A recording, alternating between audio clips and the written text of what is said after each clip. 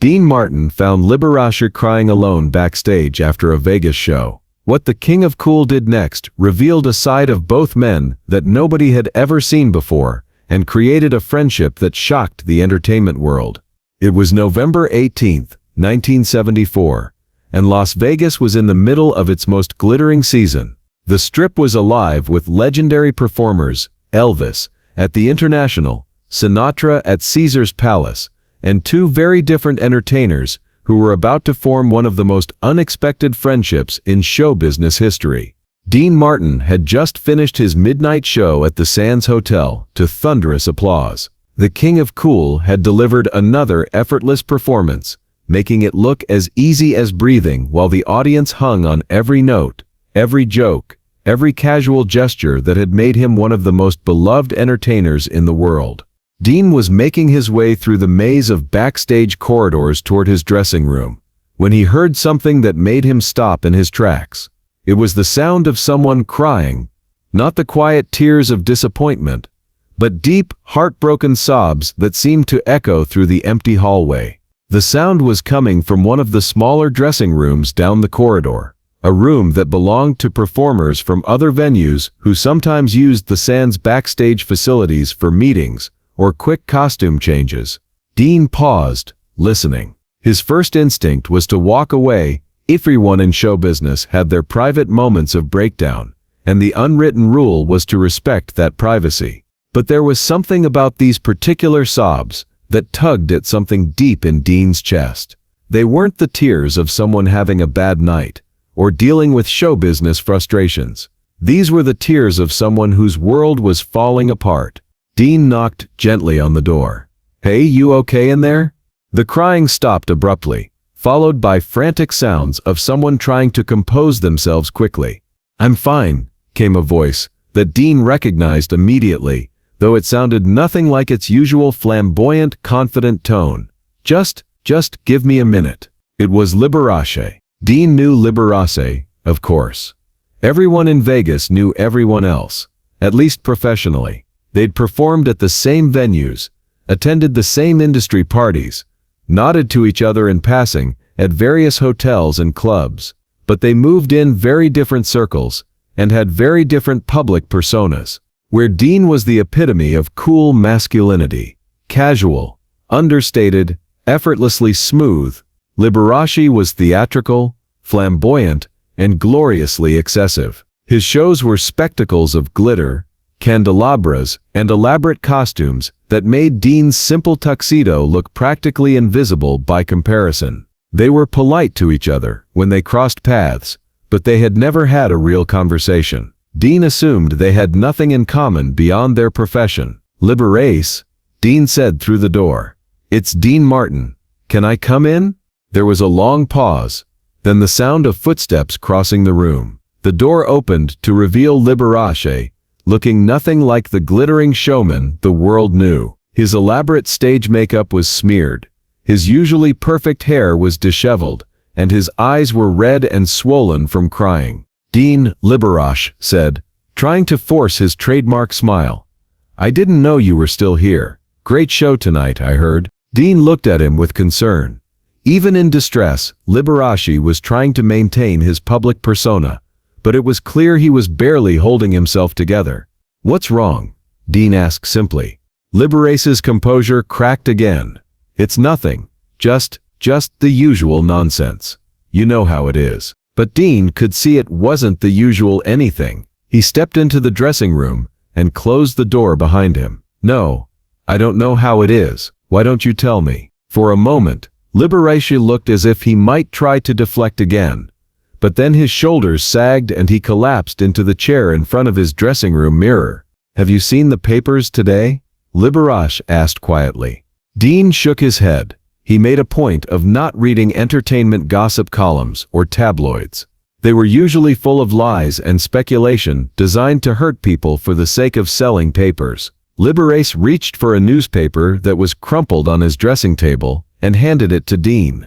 The headline made Dean's jaw tighten. "Liberace's secret lifestyle Vegas insider tells all." The article was a vicious attack on Liberace's personal life, filled with innuendo, unsubstantiated claims, and barely veiled accusations designed to destroy both his career and his reputation. It was the kind of hit piece that could end a performer's livelihood, especially in 1974, when public attitudes toward anyone who didn't fit conventional norms were far less accepting than they would become decades later.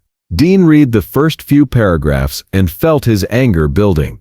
This wasn't journalism, it was character assassination. "Who wrote this garbage?" Dean asked. "Does it matter?" Liberace replied bitterly.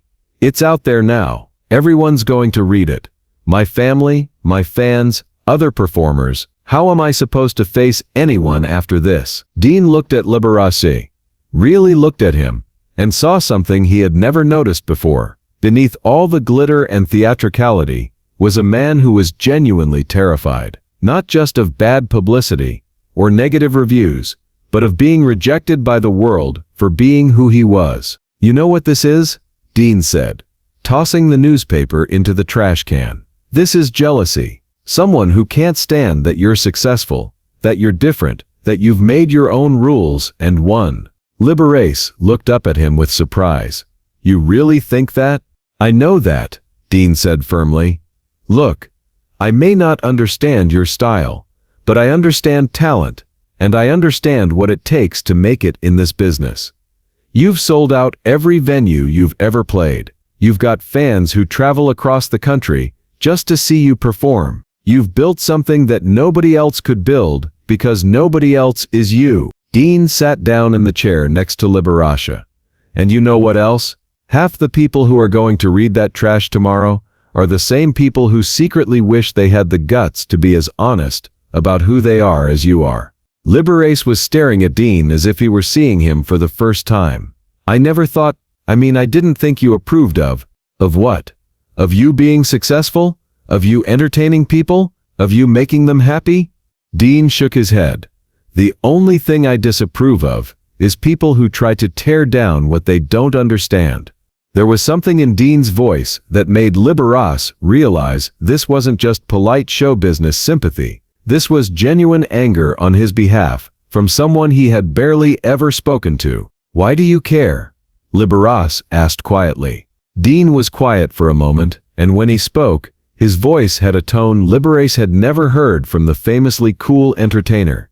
"Because I know what it's like to be different from what people expect. Everyone thinks I just roll out of bed and everything comes easy to me. They don't see the work, the doubt, the times when I wonder if I'm good enough or if I'm just fooling everyone." Dean looked directly at Liberace. "And because I've watched you perform, I've seen what you do up there. That's not an act, that's joy. Pure, honest joy. And anyone who wants to destroy that is the enemy of everyone who's ever tried to bring a little happiness into the world." Liberace was crying again. But these weren't the desperate sobs Dean had heard through the door. These were tears of relief and gratitude. "I don't know what to do," Liberace whispered. "My manager thinks I should cancel my upcoming shows, lay low until this blows over. But if you do that, you let them win," Dean finished. "And that would be the real tragedy." Dean stood up and began pacing the small dressing room. "Here's what's going to happen. Tomorrow night, you're going to go out there and give the best show of your life, and I'm going to be in the audience." Liberace looked shocked. "You don't have to do that." "Yes, I do. And I'm not going alone. I'm going to make sure that front row is filled with every headliner on the strip. Frank, Sammy, Don Rickles, everyone. Because that's what we do in this town. We take care of our own." "Dean, I can't ask you to risk your reputation for me." Dean smiled, not his usual cool, casual smile, but something warmer and more genuine. "You're not asking. I'm telling. Besides, what are they going to do? Write an article about how Dean Martin supports talented performers. Big scandal." Over the next few days, Dean did exactly what he promised. He called in every favor, used every connection, and made it clear to everyone in the Vegas entertainment community that Liberace was under his protection. The night of Liberace's next show, the audience at the Riviera Hotel was unlike anything anyone had ever seen. The front row looked like a who's who of entertainment royalty. Frank Sinatra, Sammy Davis Jr., Don Rickles, Wayne Newton, and Dean Martin himself, all dressed in their finest and ready to show their support. When Liberace walked onto the stage and saw that lineup of legendary performers, he broke down crying right there in front of the audience. But then he pulled himself together and delivered a performance that was so full of emotion, joy, and gratitude that it brought down the house. Dean was the first person to stand and applaud, and the rest of the audience followed. The ovation lasted for 10 minutes. After the show, Dean went backstage to congratulate Liberace. The flamboyant performer was still in his glittering costume, but his tears were happy ones now. "I don't know how to thank you," Liberace said. "You already did," Dean replied. "You went out there and showed them who you really are. That took more courage than anything I've ever done." From that night forward, Dean Martin and Liberace became unlikely friends, not just professional acquaintances, but genuine friends, who looked out for each other in an industry that could be cruel to anyone who didn't fit the mold.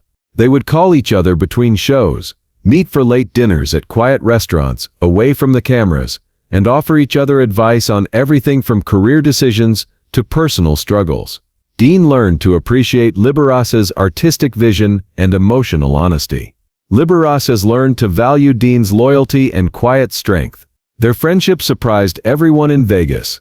The press couldn't understand how the king of cool and the flamboyant pianist could possibly have anything in common. But their fellow performers understood. They recognized it as a bond between two artists who had found something rare in show business: acceptance without judgment. Years later, when Liberace was facing health problems that would eventually end his life, Dean was one of the few people he trusted with the truth about his condition. Dean visited him regularly, sometimes just sitting quietly while Liberace slept, making sure his friend knew he wasn't alone.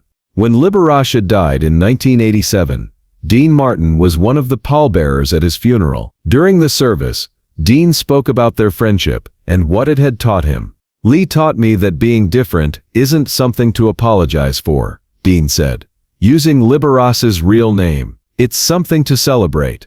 He taught me that kindness is more important than coolness, and that real strength comes from lifting others up, not tearing them down." Dean paused, looking out at the packed church. "But mostly, he taught me that friendship can happen in the most unexpected ways, between the most unlikely people, and that those are often the friendships that matter most." The story of Dean and Liberace's friendship became legendary in Las Vegas. It was told and retold as an example of how genuine human connection can transcend public personas, professional differences, and social expectations. Their friendship also had a lasting impact on how the Vegas entertainment community treated its more unconventional members.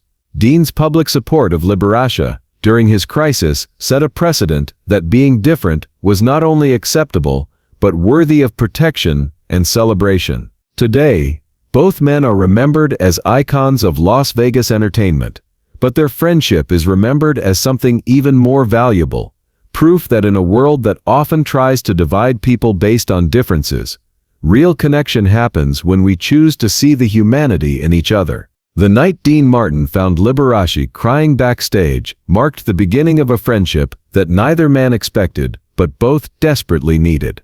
It showed that sometimes the most meaningful relationships in life are the ones that surprise us, challenge us, and remind us that beneath all our public personas, we're all just people trying to do our best in a complicated world. And sometimes, the coolest thing you can do is simply be there for someone when they need it most. If this incredible story of unexpected friendship and mutual support moved you, make sure to hit that subscribe button and share this video with someone who might need a reminder that real strength comes from lifting others up. Have you ever formed an unlikely friendship that changed your perspective on life? Let us know in the comments about the unexpected connections that made a difference. And don't forget to ring that notification bell for more amazing stories about how kindness and acceptance can transform lives.